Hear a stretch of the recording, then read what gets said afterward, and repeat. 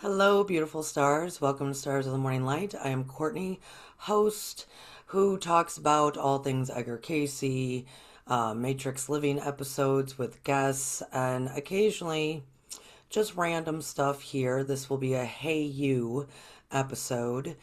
And I am recording this after waking up at like 3 in the morning, not being able to go back to sleep, waiting until the house settled again to be able to be with you.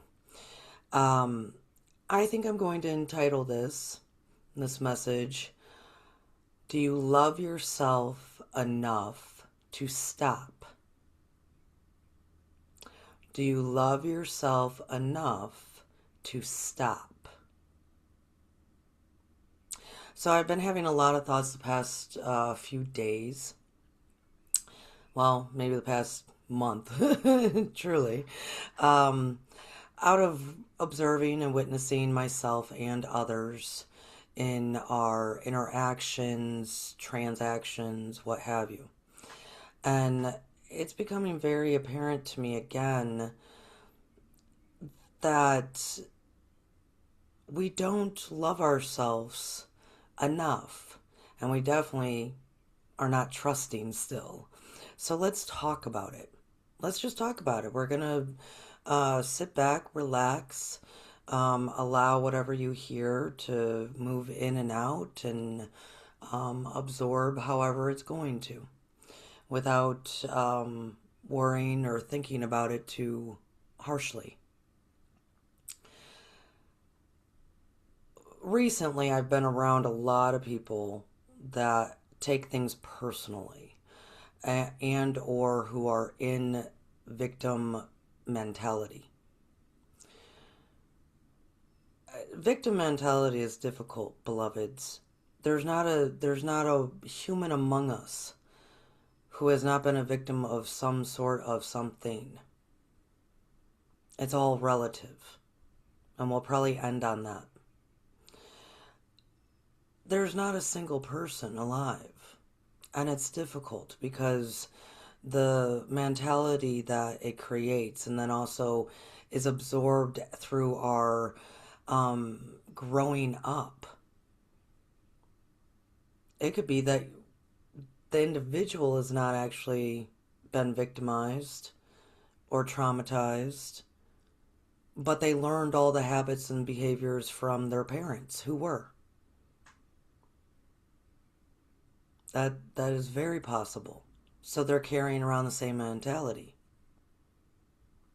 And it could be, the world's out to get you, whatever it may be. Keep your cards close to your chest, that kind of stuff. All these cliches that we grow up with. Victim mentality is very difficult because it interacts with everything we do. It's our thoughts, it's our habits, our behaviors, our speech, our connections.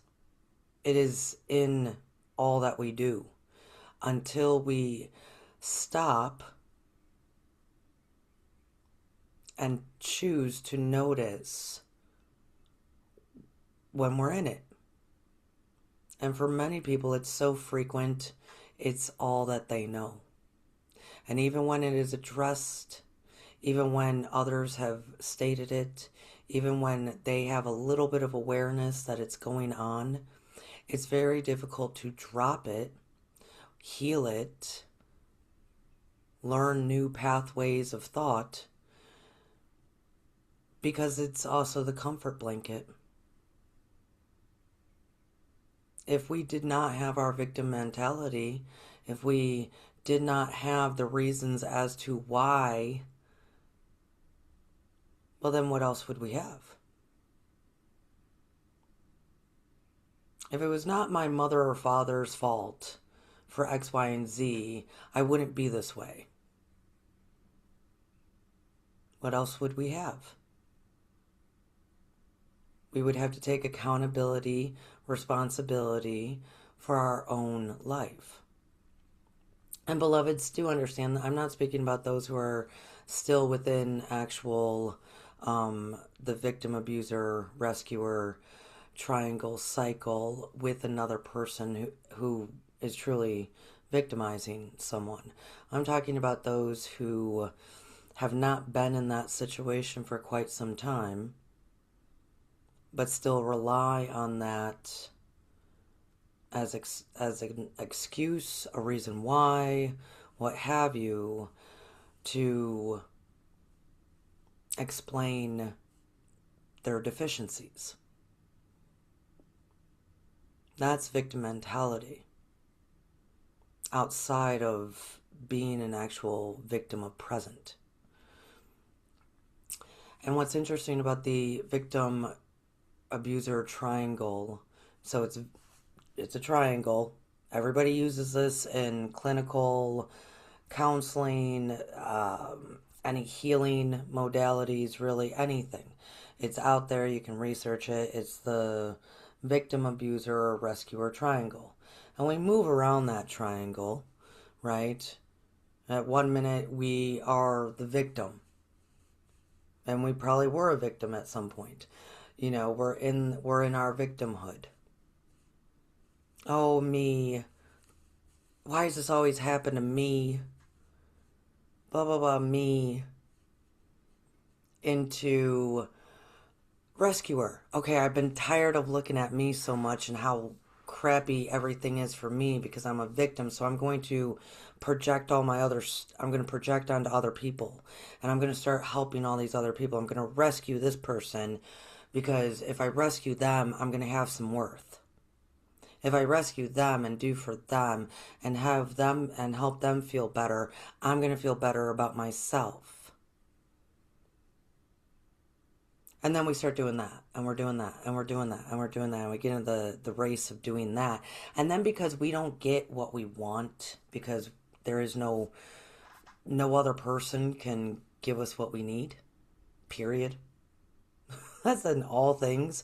No other person can fill whatever holes, whatever healing, whatever it is that you internally need comes from no other person.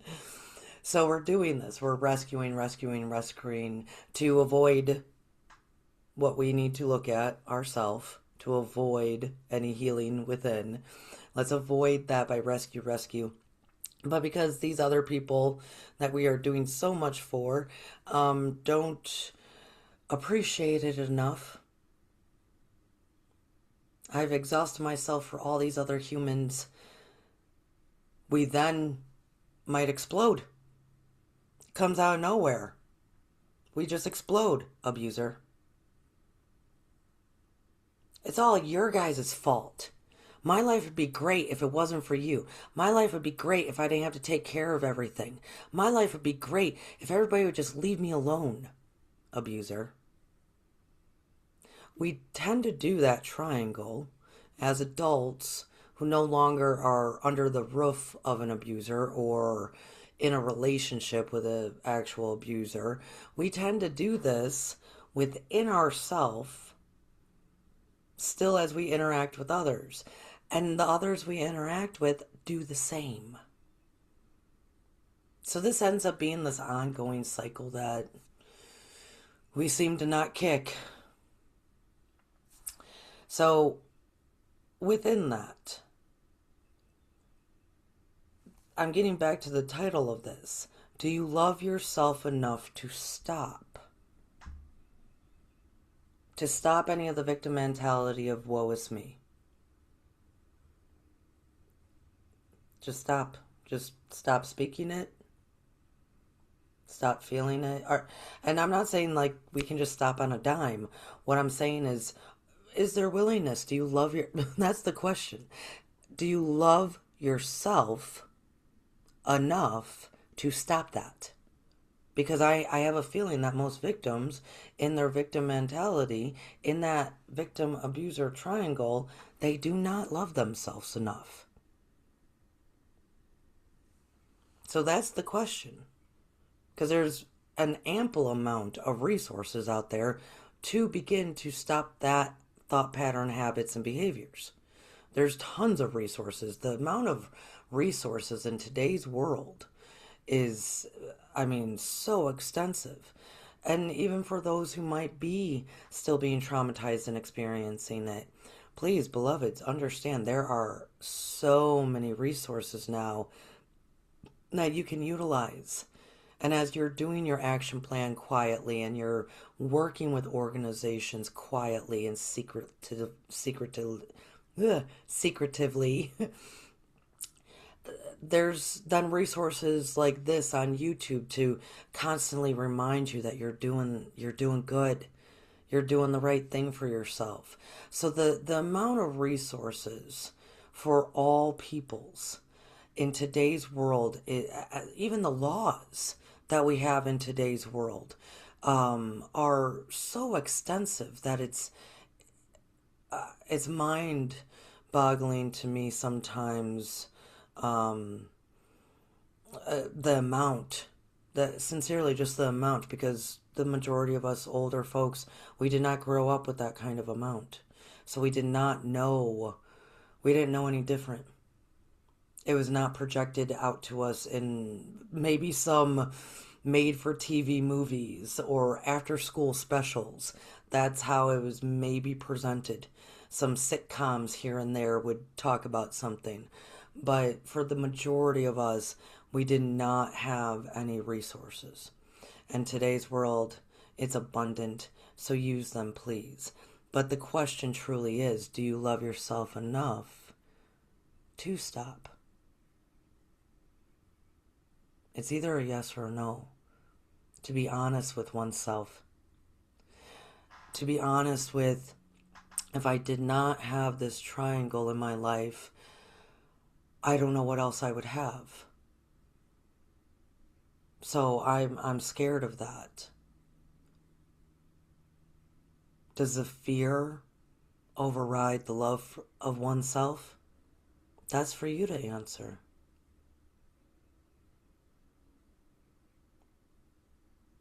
And I see this in so many ways. It's not just victim mentality. I mean, I know great amount of people that do love themselves, but they don't love themselves enough to stop. Here's an example. Here's one example. I know plenty of like holistic practitioners, um, uh, counselors, that kind of thing. I know plenty. I people online. I mean, I know plenty personally. I know plenty, and a lot of them. It's like they're in either two camps. Some of them, um, it's as if they're intimidated by their own value, their own worth, that they shy away from the world.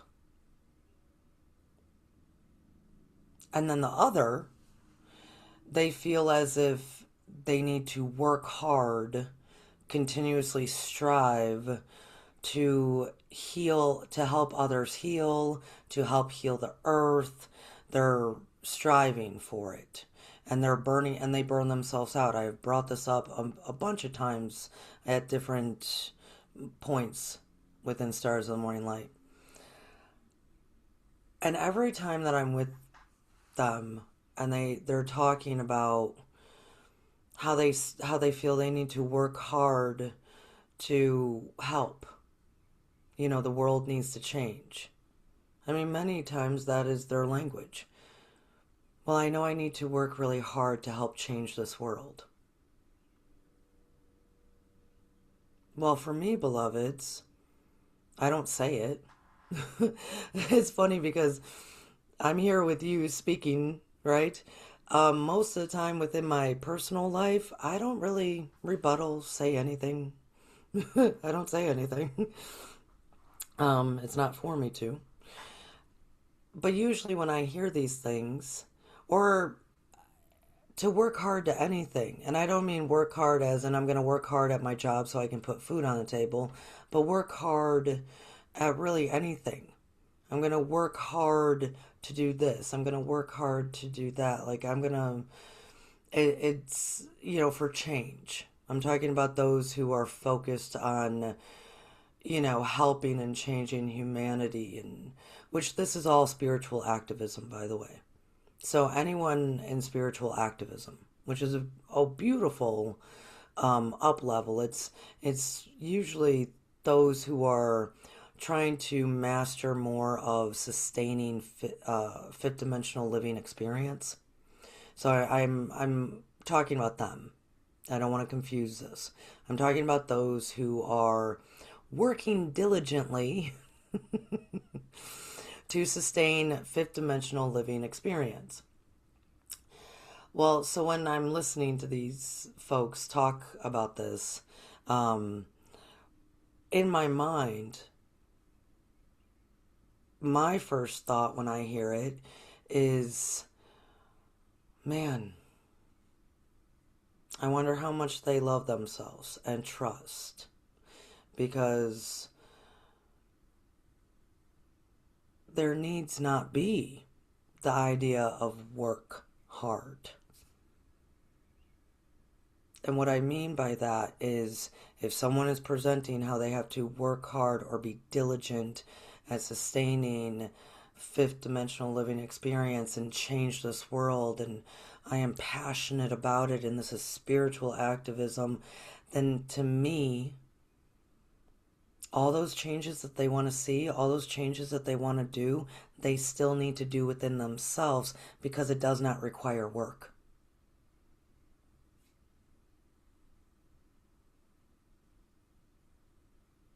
Work is a concept, a construct of the paradigms, the dogmas, the what have you, when sustainability can just be a choice and do. Change can be a choice and do. Change can be presence and be.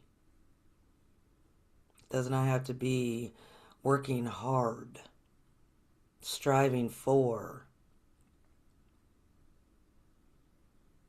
But that's still within them. As if there's something to win. As if it takes that kind of effort to be the change. So that might have been over some people's heads here, and that's not in disrespect, but some people were all at a different place, right? So I'm talking to those specifically that believe and think that they have to work really hard and be really intense and strive to heal humanity and change this world. That's within them. And if they try to carry that forth in the change that they want, the two clash. I hear this stuff all the time. It's the difference between, so a few weeks ago, I put out one of these, and it was about listening. And it was a story about my first boyfriend in high school. How he and I had very different objectives. Very, very different objectives. And we were together secretively and together, whatever, for damn near 2 years. And through all the talking, oh my goodness, all the talking, um, neither one of us was actually listening to one another. We were not listening. And that kind of goes in with how we talk, how the language that we use within ourselves. We barely pay attention to what we're saying ourselves. And it's usually because we don't love ourselves enough to stop and really check in to see what are my true feelings? What are my true intentions? Am I being honest with myself to speak the words of whatever I need, want, what have you? And at the same token, we live in a society that does not really listen. They don't, and I think it's because we've gotten used to, and I've talked about this with others for probably about 2, 3 years now. So I've asked enough people their opinions. And everybody pretty much commonly just says the same thing. Yeah, we don't really listen to people because their actions don't change.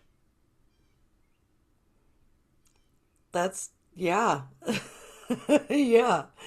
So, uh, our words are not heard.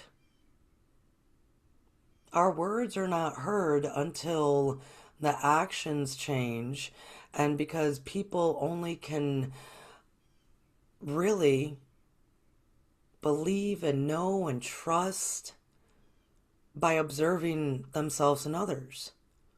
Words, as mighty and powerful as they are, they're just the repetition of what we're trying to get to in action. And it's because we all have to process. But that's why nobody actually is listening. Another reason. It could be that we're trying to have our own objectives and we're looking at things through our own perspective and viewpoint.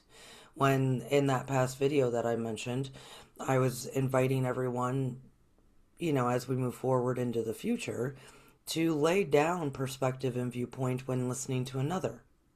Here's an example of this. Like I just said, an example is all the people that say they want to work hard to change the world when the change they want to see is less working hard. That instantaneous manifestation, working as a community, everyone's healed, we are in harmony. That's what they're trying to achieve by working hard. So, contradictions all over the place. The amount of contradictions, which we are going to get into that. But here's another example of things that we tell ourselves that kind of don't make any sense. And it's just an example I have. So I was on the phone with a woman who's in her 70s.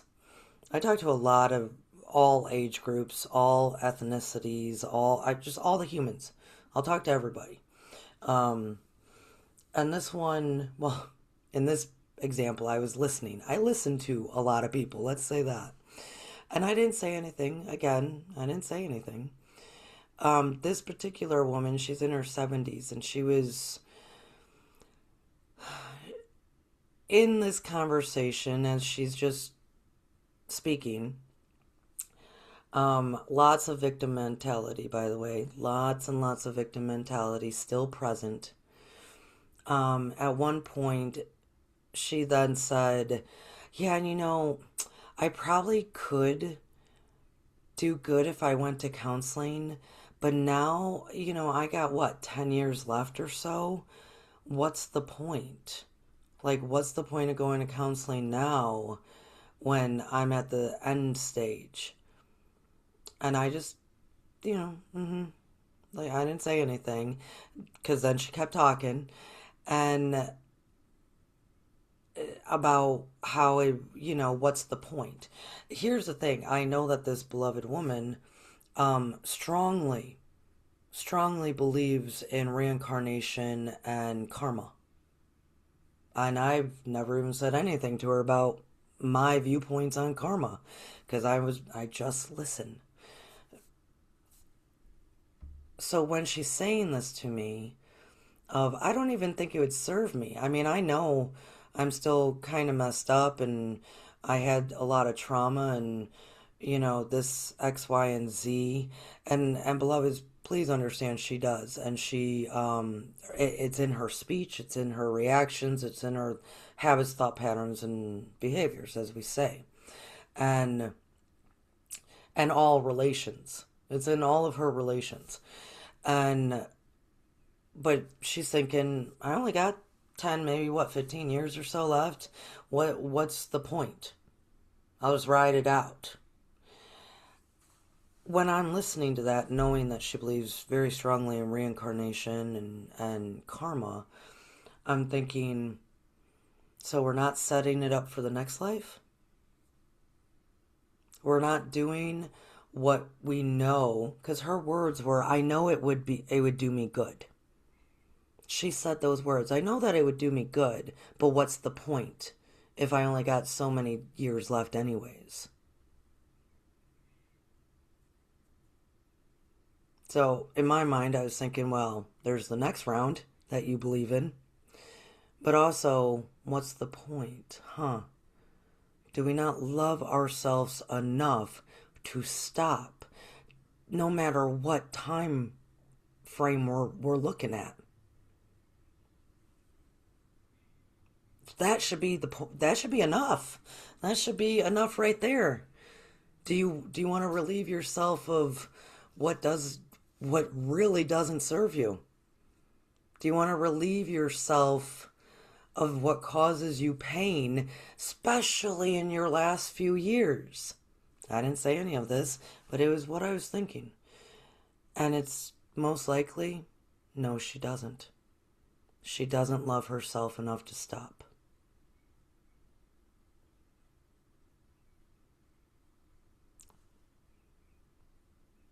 Her words will say, I know it would do me a lot of good, but actions are not going to be there.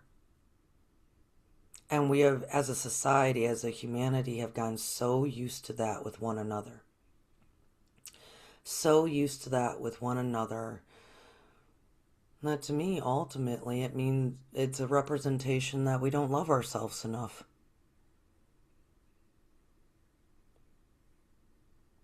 To love ourselves entirely, completely, requires a lot of trust. It requires so much trust. This is why I can say, why are we still using terms of, I want to work really hard to help heal others, and I want to work really hard to be the change the world needs. I want to work really hard to. Beloveds, I love myself completely. It is optimal. The most trust. The most trust. Therefore, I can say, why are we working?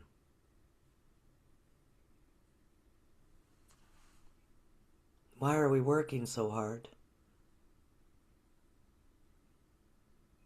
Hmm.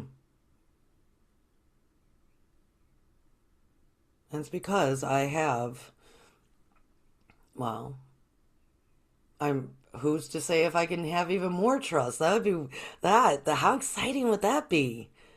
I mean, I don't know. I think I have like all of the trust, but I don't know. Maybe there's still more trust to be had. How exciting! How exciting! I've never even, I'm thinking that right now with you.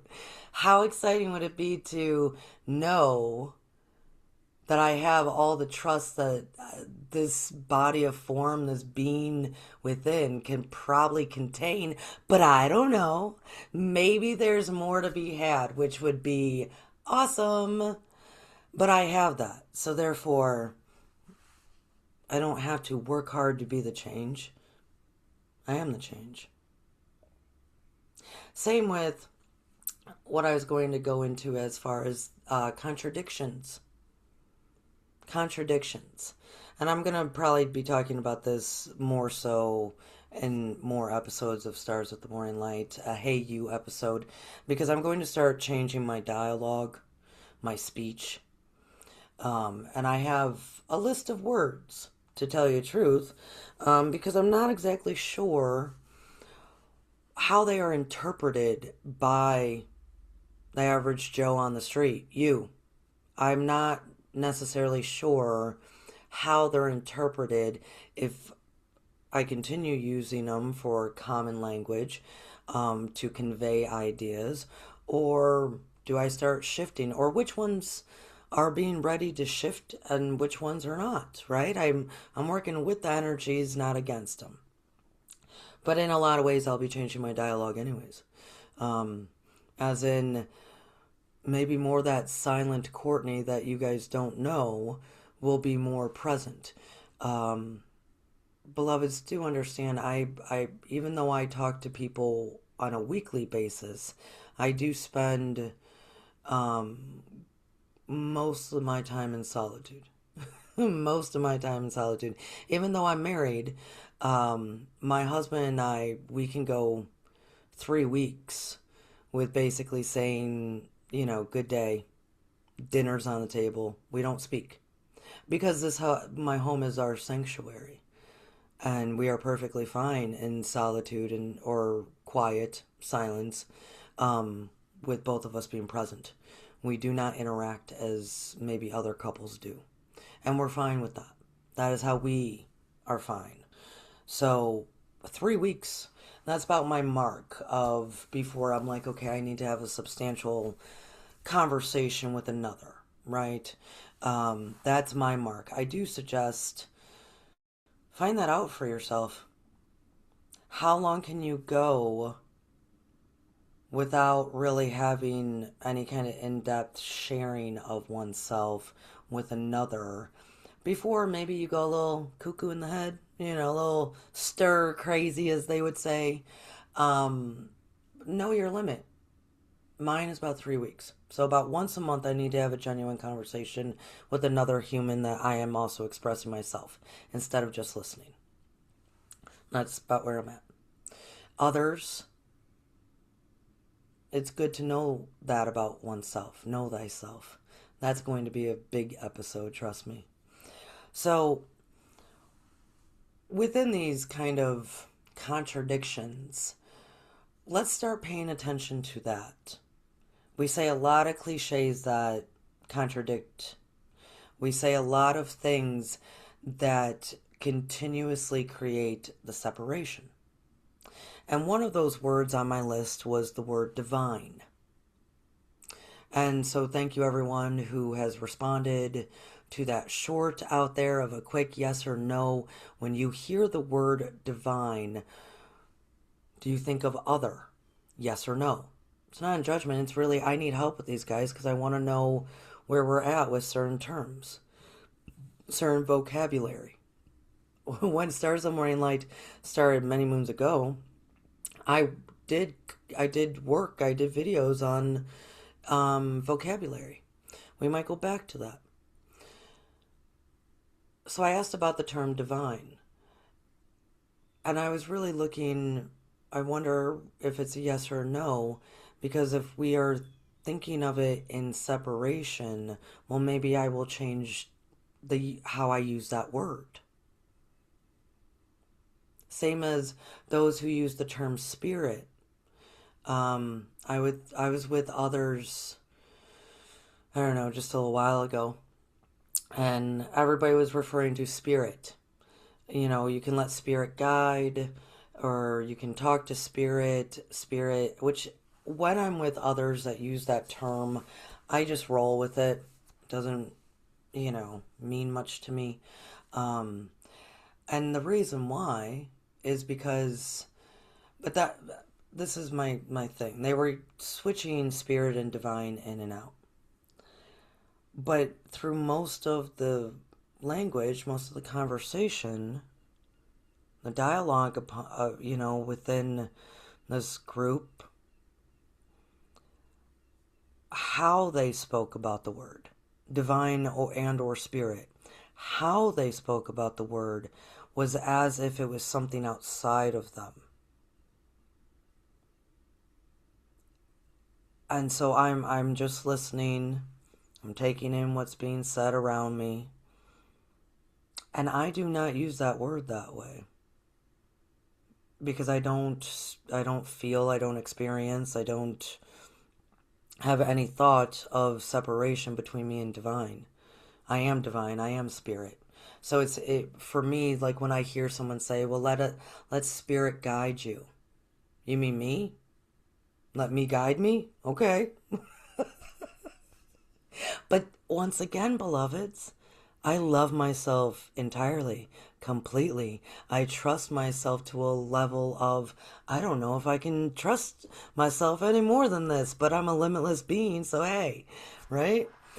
Once again, 2 nights ago, I was, thinking about my words, and I looked up the word immortal and the word limitless.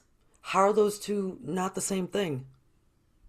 How are those two not the same thing? So I've asked questions here before in shorts, as in, do you think you are a limitless being? Many people don't know their viewpoint, and that's fine. I'd rather people say they don't know than say yes and not believe it, or say no because they're still inside of anger and fear. I rather people just say they don't know, right? Because that's sincere and honest. That's good. That's at least a point, right? That's a place to that a spark can be ignited. But how are they not the same thing? Limitless and immortal. We have all these concepts of death because we were born into the third dimensional living experience. All these concepts of density, right? Um, it's fascinating. It's fascinating to me. So being a limitless being is also mean you're immortal. And you can do that here, by the way. It's been proven 1,000 times over. It's been proven a ton of times that you can be an immortal being here. Because you're also a limitless being. See how those two come together and mean the same thing? Look up the definitions, beloveds. So that's the thing. So when I bring up the contradictions, and I'm going to do a show on that as well, contradictions and cliches that make no sense. Absolutely no sense. So do we love ourselves enough to stop using words, terms that work against us? Right? That have nothing to do with us. And look up those definitions of limitless and immortal and ask yourself, do these represent the same thing to me? They might not. You may see yourself as limitless once you leave this plane of existence. But then how are you limitless? Because that sounds like a limitation. Contradictions. So, I wanted to leave this though on comparing. So we have talked about a bit of victimhood. Pay attention to what we do and say. That our actions actually speak much louder than our words, and hence why nobody's really listening to one another. To understand that if we are in spiritual activism, which is beautiful and great and lovely, and you want to help change the world, be the frequency you want to receive, well, then check your frequency. Where are you at with it? Are you still within the dogmas and the old paradigms, the way society says things ought to be, should be, are, what have you? Check. Into a lot of the contradictions, which will be a separate video, with vocabulary and contradictions as to how we communicate with one another. That is, I usually do spend more time listening, so I'll listen to folks going back and forth, and it could be an entire 30-40 minute conversation of nothing but contradictions. It's We'll talk about it, folks. If you like what you are receiving here, hit the thumbs up, subscribe so you can stay here and listen more as I do videos on this stuff. I also wanted to bring up comparing, because I started this with victim mentality, victimhood, right? And how it can, maybe we didn't have it so bad, but it came down the chute from grandparents to great grandparents to grandparents to parents to us. Just the different kind of constructs, the different mentality. See it as maybe Darwinism, the dog eat dog world, like all these do's and don'ts. That's actually a form of victim mentality as well, beloveds. So we started with that of it is so insidious and so ingrained into humanity to keep that ball and chain on each one of us, so we don't actually breathe enough, we don't actually stop enough to acknowledge if we love ourselves enough to do different, to be different, to make different choices.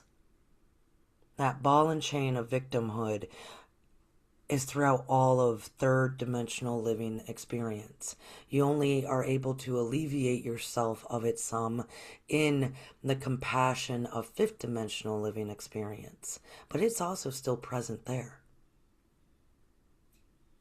Because it's a form of judgment. A judgment of self and a judgment of others. And how do we do that usually within victim mentality the most? It is a comparison. It is a comparison of the grass is always greener over yonder. All of the comparisons for all you folks out there that I'm not going to insult your intelligence by start listing how we compare in this world. The one in, I will say, and I'm speaking for the United States, we have a very, very strong separation comparison between the class systems here. The class structures, I should say. More so, I mean, it's paramount here. It's the only thing that really they got that keeps us separated. We don't got anything else really. We're all just here, all sorts of ethnicities, races, creeds. It doesn't matter. Like, we're all mixed in together. That's why most people that visit America are like, oh my goodness, you can find all the foods, all the peoples, all the languages. We are a beautiful, beautiful mixed bag of folks. Well, to keep us with that ball and chain, it is very much structured in resenting and comparing ourselves to other class systems. It's not even so much race. It's not. It's the class. And because most classes are, let's say, more occupied, populated by a particular race, that's where race comes in. And that's been going on forever and ever. Here's my thing about comparison in victimhood is everything is relative. Everything is relative. Meaning relational, relative. We can all relate. If there's anything that we can all relate to, it's that. It's that. This is why any master that, take the two biggest masters that people refer to the most, at least here in the States. That would be the Christ consciousness and the Buddha consciousness. As far as masters. Both of them. They really focused on human suffering. Buddha talked in very detailed black and white ways. Christ talked more within that emotional experience way. But they were both of the human suffering victimhood that all humans experience. And that goes everywhere. That is for all of us. But yet, somehow we're told, somehow we think, oh no, that pocket over there, they are not victims. Somehow that person over there, not victim. Why is my coworker in that cubicle not a victim like me at this job? Why? What's going on with them? Oh, it must be X, Y, and Z. Why do I get all the crap for my family and not my sister or not my aunt? Whatever. Comparison. When it comes down to it, victimhood is all relative. It is all relative. We choose this experience, and so it comes in different forms for each one of us. But no one lives within the density, the heartache, the chaos of third dimensional living experience without being a victim somewhere along the line. And I bring up the United States because we have a very big, it's still a thing that and I was raised with it, so I understand it, folks. Woo, I understand it. It is very divided amongst the wealthy and the non-wealthy. We'll put everybody that's blue collar and under, let's say, right, in the non-wealthy, because we have different degrees, right? Upper middle class to many that are not that, they are the wealthy. So we gotta kind of be on the, understand what we're speaking here, right? It is still very ingrained in us here in America that we are against, especially those who are of the lower class system, to be against the higher class system because they are privileged and they are not victims like we are. That is not accurate. This is why I'm saying it's relative.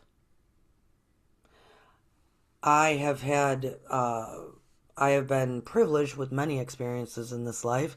Grew up extremely poor, but as I got older, I learned how to just mix with everybody. I just mixed with everybody, okay? Um, and so I've been in these homes. I've been at these dinner parties. I've been at these fundraisers. I've been at all these things with what are considered extremely wealthy. And I have witnessed how that world actually operates. And I'm telling you right now, I would never want to take that on. I'm happy that I grew up, at least in the class that I did, because that extremely difficult. Extremely difficult. They are victims as well. I knew children by the age of fifth grade. In first grade, when they're learning English, they also learn Spanish. Okay, understood. By fifth grade, they were learning Mandarin and Russian because the competition in that world, beloveds, I can't even no, no, thank you. Right? The competition in that world, because when you're in that world, it doesn't matter that you have money. Everybody else has money. So the competition is actually severe. And you are under the gun, the pressure of it from the moment you come. You're also not allowed to reveal things, share anything that happens within the home, because of whoever your parents are. You're not allowed to let the world know. There is so much that happens in these homes that cops are not called because of who the home belongs to. They are actually not allowed any of the resources that we might be able to receive because of the cap they are in with money. So even if this young person might try to seek out resources that are available to those like myself and many of my listeners, they are rejected the moment that they write their address down. So then they can't even get the counseling, the treatment, X, Y, and Z that they need in secrecy because apparently where they live. So here's an example. I was at the CEO's house of a very, very large insurance company. So there you go. I'm sure you all can wrap your mind around that. I was at their house. I hung out there quite a lot. Y'all, I've been everywhere. I do everything. I've done all the jobs. I've hung out with all the people. That's what this place is for. So I was at their house, and out of nowhere, I'm outside in the driveway with his son, who is like a 26-year-old man. Okay. I don't know what was said, what triggered it, but all of a sudden, this CEO, dad, starts wailing on his son, who, but mind you, is a grown man. He's 26.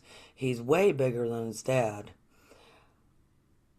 But as his dad starts wailing on him, and I'm trying not to use too many descriptive words, so that grown man, the boy, his son, starts cowering so much that he walked himself backwards, trying to get away from his dad, up to the brick wall of the garage, down to the ground, and starts screaming like a child, "Stop, Daddy, stop. Stop, Dad." He, grown man.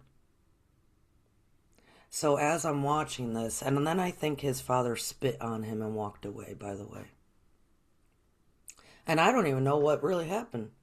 I don't even know what set that off. And I then stood there and I gave him some space. And then after a period of time, I went and sat down next to him and I just sat there in silence. It was very evident to me that that happened all the time, to the point that a grown man would continue to cower like that and cry out like a child, because it happened that often. I also know that that human being, that beautiful being, it happens so much that he is very unstable. And he is continuously unstable because he is not allowed in that world to tell others of what went on in that house. Now, he is not allowed to release that anger and really get the help that he needs. So he walks around looking like the jerk because he is just explosive. He is kind of always spewing the anger out because he can't receive the real help that he needs, because God forbid in that world he mentions this stuff to anyone. It's not allowed. You're not allowed to be yourself. The pressure is so high. Their pressure to compete is pretty much the same pressure for the rest of us to survive. In degrees of intensity. When I grew up and we were digging through the trash to find food to put on the table, degree of intensity of survival and the degree of intensity of competition with others and pressure to be perfect and not yourself, I'm telling y'all, same. Same. I'm sharing that not to disarm anyone into triggering them, but to emphasize that the reason the masters talked so heavily about our suffering, about the human condition within the mental and the emotional state, through these experiences, within this density, this very, very thick world that creates the thick minds of victimhood, that creates the thick minds of I must win, the very thick minds of comparing ourselves to everything else. Within that, I have to ask again, do you love yourself enough to stop?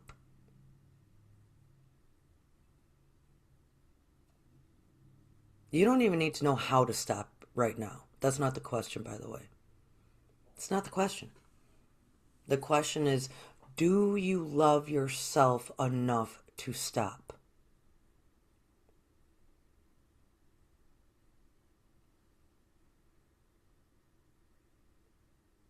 And it's okay whatever your answer is.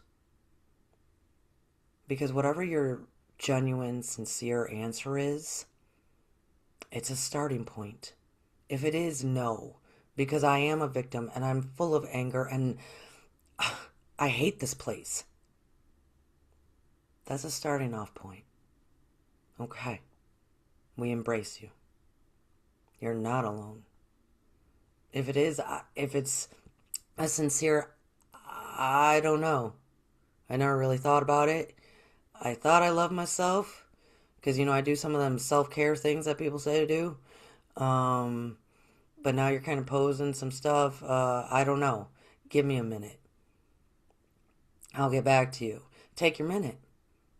Really sincerely think about this. If it's a yes, you love yourself enough to stop, then maybe start identifying in your world where we're not necessarily stopping these things because we haven't stopped enough to notice that we're still interacting, we're still thinking, we're still acting and doing and behaving within any of that. Victimhood mentality, mixing our words, let's say it that way, the contradictions that we seem to live out, and comparing ourselves to others. Pay attention. Notice what you're noticing. Stop enough then to notice what you're noticing. See, so we're all at different stages, and it's beautiful. It's great. It's beautiful. It's great. It's how everything works, right? It's the joy of life.